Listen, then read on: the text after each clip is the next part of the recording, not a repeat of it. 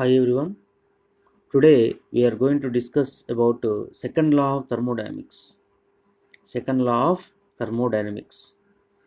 ఈ second law of thermodynamics ఏం చెప్తుందంటే it can be defined in several ways. Heat energy always flows in unidirection from high temperature to low temperature, or without the using of external agency, heat cannot be itself pass from a cold body to a hot body, or total heat energy cannot be completely converted into work energy without leaving permanent changes in the system. All spontaneous processes are thermodynamically irreversible. It is impossible to construct a machine having 100% efficiency. ఉష్ణగతిక శాస్త్ర రెండవ నియమానికి స్వచ్ఛంద ప్రక్రియలు మూలాధారము. ఉష్ణగతిక శాస్త్ర రెండవ నియమం యొక్క వివిధ రూపాలు: ఉష్ణం వేడి వస్తువు నుండి చల్లని వస్తువుకు ప్రసరించడం, వాయువు అధిక పీడనం నుండి అల్పపీడనానికి వ్యాకోచం చెందడం, ప్రకృతిలో జరిగే అన్ని ప్రక్రియలు అనుత్క్రమణీయ ప్రక్రియలు ఇర్రివర్సబుల్ ప్రాసెస్, మరియు అద్విగత ప్రక్రియలు అనుత్క్రమణీయ ప్రక్రియలు. Spontaneous process, a process which proceeds of its own accords without the help of any external force is called a spontaneous process. స్వచ్ఛంద ప్రక్రియలు అంటే తమంతట తాముగా జరిగే, ఎలాంటి బాహ్య ప్రమేయం లేకుండా తమంతట తాముగా జరిగే ప్రక్రియలను స్వచ్ఛంద ప్రక్రియలు అంటారు. The process which occurs naturally is spontaneous.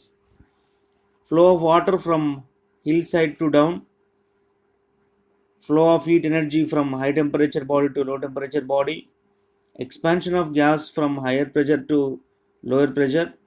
All natural processes are spontaneous process. All spontaneous process takes place in one direction but not reverse. Hence, all spontaneous process are reversible.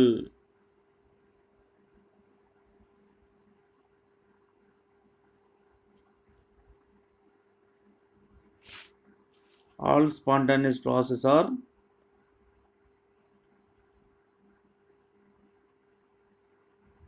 irreversible. Non-spontaneous process, a process which has no tendency to occur on its own and is made to occur only if the energy is continuously supplied from outside. Non-spontaneous process. Next, heat engine.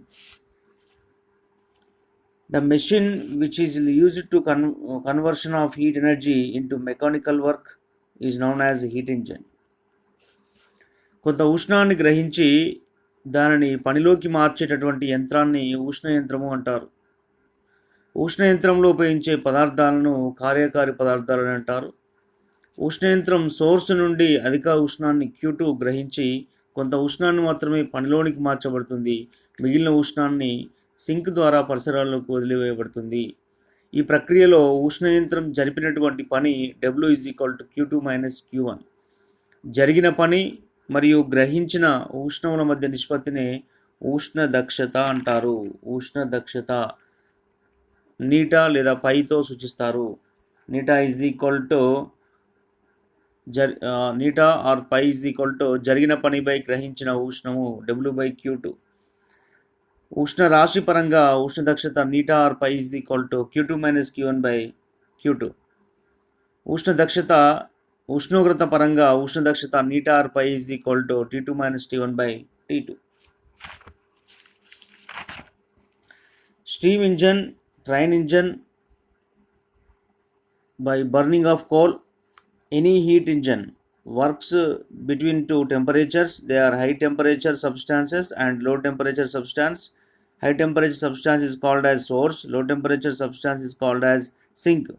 Heat engine absorbs Q2 calories heat energy from source at T2 degrees centigrade, and it can do some work and evolves remaining heat energy Q1 calories to sink at T1 degree centigrade. Efficiency of heat engine.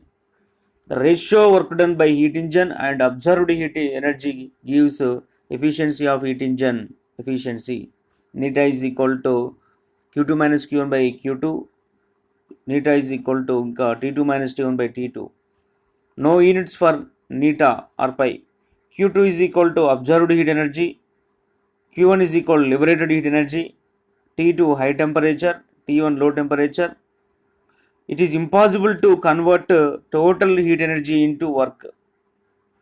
That is for heat energy engines W less than Q2. Efficiency of heat engine is always less than 1. Pi less than 100%.